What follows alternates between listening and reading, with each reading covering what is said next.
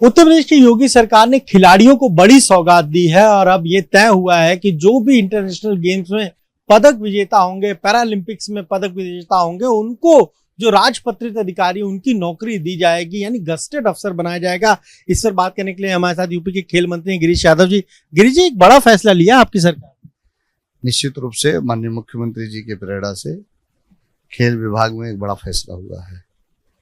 अभी तक हमारे जो ओलंपिक खेल थे और उस खेलों में जो हमारे जो है अंतर्राष्ट्रीय खिलाड़ी जो थे वो पुरस्कार प्राप्त थे, जो है उनको विजेता पदम मिला हुआ था, उन लोगों को कोई सरकारी नौकरियों में समायोजन का प्राविधान नहीं था, जबकि अन्य प्रदेशों में हरियाणा में, बिहार में, पंजाब में इन सब व्यवस्थाएं थी।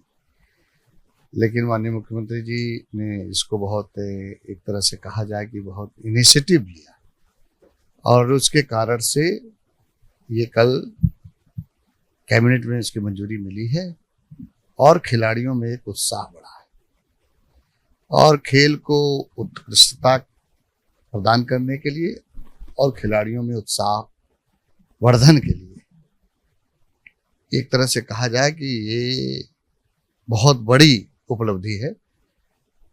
उस दृष्टि से माननीय मुख्यमंत्री जी ने पहल किया और उसकी मंजूरी भी मिली और 9 विभाग है। 9 विभाग में से 24 पद हैं जो लोक सेवा आयोग के परिधि के पद थे, लेकिन लोक सेवा आयोग की परिधि से उनको हम लोगों ने बाहर कर लिया और उनको सीधी भर्ती के माध्यम से उनको नौकरी दी जाएगी और इसके लिए एक कमेटी गठित कर दी गई है चीफ सेक्रेटरी की अध्यक्षता में। प्रमुख सचिव खेल, चीफ सेक्रेटरी और निदेशक खेल सब उसके सदस्य होंगे। निश्चित रूप से ये कहा जाए कि उत्तर प्रदेश की सरकार ने पहली बार उत्तर प्रदेश के रहने वाले खिलाड़ियों के लिए एक बहुत बड़ा तोहफा दिया है। इससे उनमें और आस जगेगी और युवा उससे और जुड़ेगा और खेल को भी बढ़ाएगा। ये एक बड़ा फैसला है, आपने जानकारी भी दी। और जिस तरीके से कल जब मंत्रिपरिषद की भी बैठक हुई, पहले कैबिनेट हुई फिर मंत्रिपरिषद हुई, उसमें जो मिनिस्टर्स गए थे अलग अलग जिलों में, प्रभारी थे और उनके साथ के जो लोग थे, उनसे मुख्यमंत्री ने रिपोर्ट भी ली, फीडबैक भी लिया। क्या कुछ वहां पर बातें हुई? माननीय मुख्यमंत्री जी ने जो उनका पहले निर्देश था उस निर्देश को अनुसार उन्होंने जानना चाहा कि आप लोग गए तो आप लोगों ने वहाँ धरातल पर आपको क्या मिला। जन कल्याणकारी योजनाएं जो केंद्र सरकार की चल रही, प्रदेश की सरकार की चल रही, वो जनता को धरातल पर मिल रही है कि नहीं मिल रही है, उसका फीडबैक पूरा लिया उन्होंने।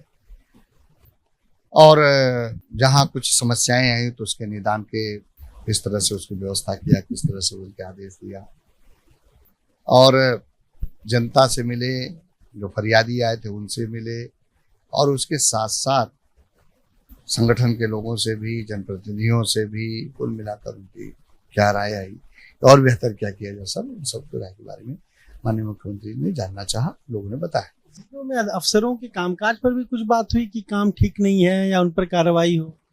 देखिए, हम लोगों का काम ये नहीं था।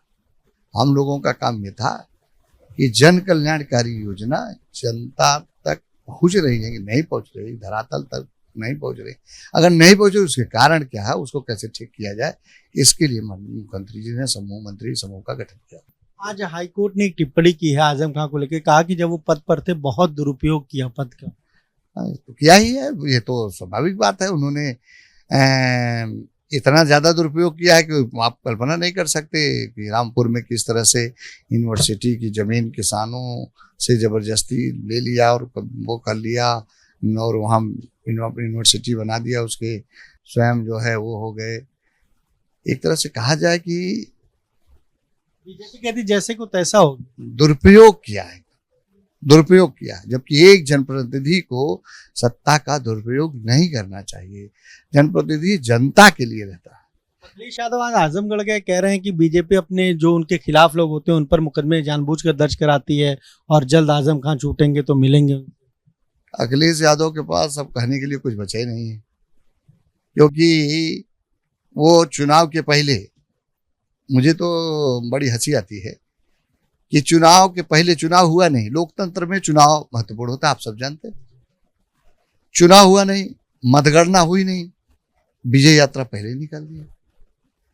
तो हमको तो ये समझ में नहीं आता कि वो कहाँ से पढ़ लिख कर आए हैं कि लोकतंत्र में चुनाव ही सबसे महत्वपूर्ण है, और चुनाव हुए नहीं, मतगणना हुई नहीं, विजय यात्रा पहले निकाल दी। हम लोगों ने, भारतीय जनता पार्टी भी बहुत काम किया है, हम लोगों ने भी यात्राएं निकाली है। माननीय लाल कृष्ण आडवाणी जो हम लोगों के परम श्रद्धेय नेता है, उन्होंने रथ यात्रा निकाली थी। माननीय कलराज मिश्र जी प्रदेश हम लोगों के अध्यक्ष थे, और उन्होंने किसान यात्रा निकाली थी। हम लोगों ने परिवर्तन यात्रा 2016 में निकाली थी। हम लोगों ने अभी जन विश्वास यात्रा निकाली, लेकिन उनको ये बात समझ में नहीं आई। इसलिए आप समझ सकते हैं अखिलेश यादव के पास अब कहने के लिए कुछ बचा नहीं है। जनता ने उनको नकार दिया, आजम खान से मिलने नहीं जा रहे, नकार दिया है जनता से उन्होंने कहा। और ये दोनों एक सिक्के के पहलू हैं, कोई वो अंतर नहीं है दोनों लोगों में। चंद्रशेखर आजाद रावण कह रहे हैं कि बीजेपी एक खास जाति के लोगों के खिलाफ मुनादी करा रही मुजफ्फरनगर में, और अगर नहीं ठीक हुआ तो हम जाएंगे, खास तौर से जो दलित समाज से आते हैं। चंद्रशेखर रावण जी को ये पता नहीं है कि भारतीय जनता पार्टी सर्व समाज के लिए काम करती है, और भारतीय जनता पार्टी का नारा है सबका साथ सबका विकास, और इसीलिए कहा था हम लोगों ने सब कर मिलजुल कर करिए प्रयास, और सब लोगों ने मिलजुल कर किया प्रयास, इसलिए बनी भारतीय जनता पार्टी की सरकार। बहुत धन्यवाद। तो यही आपने सुना क्या कहना उत्तर प्रदेश के खेल मंत्री गिरीश यादव का। साफ तौर पर कह रहे हैं कि एक बड़ा तोहफा दिया है योगी सरकार ने खिलाड़ियों को, और साथ ही साथ आजम खान के मुद्दे पर उनका कहना है कि जिस तरीके से उन्होंने अपने पद पर रहकर दुरुपयोग किया, यही वजह है कि आज कोर्ट ने ये टिप्पणी दी है। कैमरा मेहदी हसन के साथ अनुभव शुक्ला, एबीपी गंगा, लखनऊ।